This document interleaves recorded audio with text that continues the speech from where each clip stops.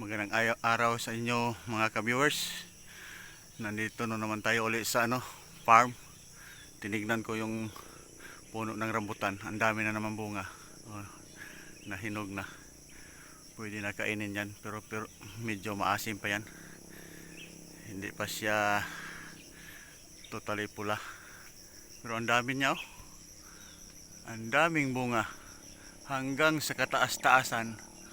Oh. Ang dami niya hanggang doon sa kabila.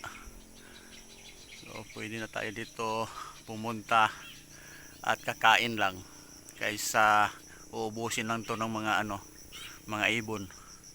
Ang daming ibon oh. Kakain sila ng rambutan. Pero pag pupunta kayo dito, pwede tayo dito kukuha ng makakain natin. Ang dami Pero ang pakay ko ngayon dito kukuha tayo ng damo. Kung sino bang nakakakilala nito, itong damo na to. Magaling pala to ng gamot pala to sa ating mga karamdaman. So kukuha ako ngayon ng ilang piraso. Kilala naman siguro nyo itong damo na to. Marami na nagsasabi na gumagaling sila sa pamagitan ng sa puno nito at saka ugat. Okay. Pakukuluan lang ito ng tubig ng 10 to 15 minutes at saka iinumin na ninyo yung pinagkuluan na tubig. So, kuha na tayo. Simulan na natin. Mag-ingat lang kayo dito kasi to na damo. Yung dahon niya nakakasugat to. Tsaka yung puno. Talas kasi yung niya. Dahon at saka itong puno.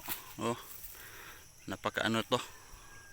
Ang tawag namin dito sa damo na ito ay daat. Iwan ko kung sa iba anong tawag nila dito. Basta sa amin tinatawag namin ito dito na daat.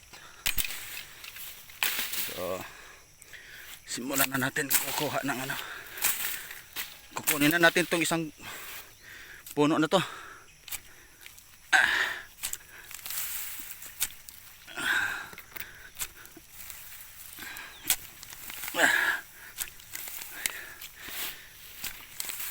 Lahatin na natin. Ang dami naman dito makukuha. Saka pinapatay lang namin dito itong mga klaseng damo. Hindi ko alam na gamot pala sa mga karamdaman. Yung mga sa katawan natin, yung bukol-bukol sa katawan natin. Pala, mainam pala ito.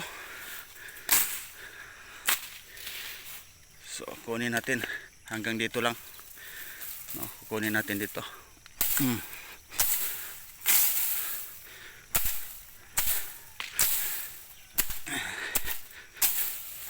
Sariling sikap kasi ito.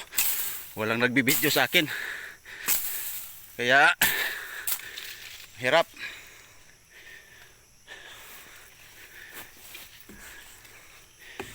Sira na ang kubo ko dito, sira na. Tagal na kasi ako hindi kapunta dito So kunin na natin to. Yan ako lang tong itak.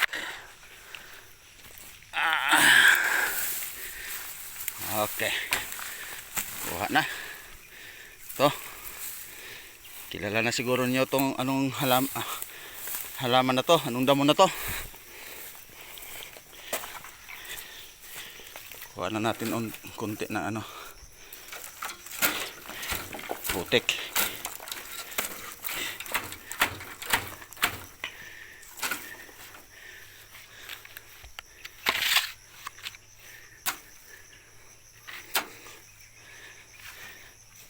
sa may ano kayo, UTI, magaling ito. Ano, alam mo, isasalin nyo na itong pag magpakulo kayo, pati itong ano, ito ka haba, isasalin na ninyo sa ano, pagpapakulo ng tubig. Hugasan na ninyo ng mabuti kasi salin na to lahat, pati ugat. So abangan natin kung paano natin ito paghanda, no? Mamaya i-video ko uli kung paano tayo dito maglinis. Okay, hanggang dito muna. Ako'y uuwi na kasi nakakuha na ako nito.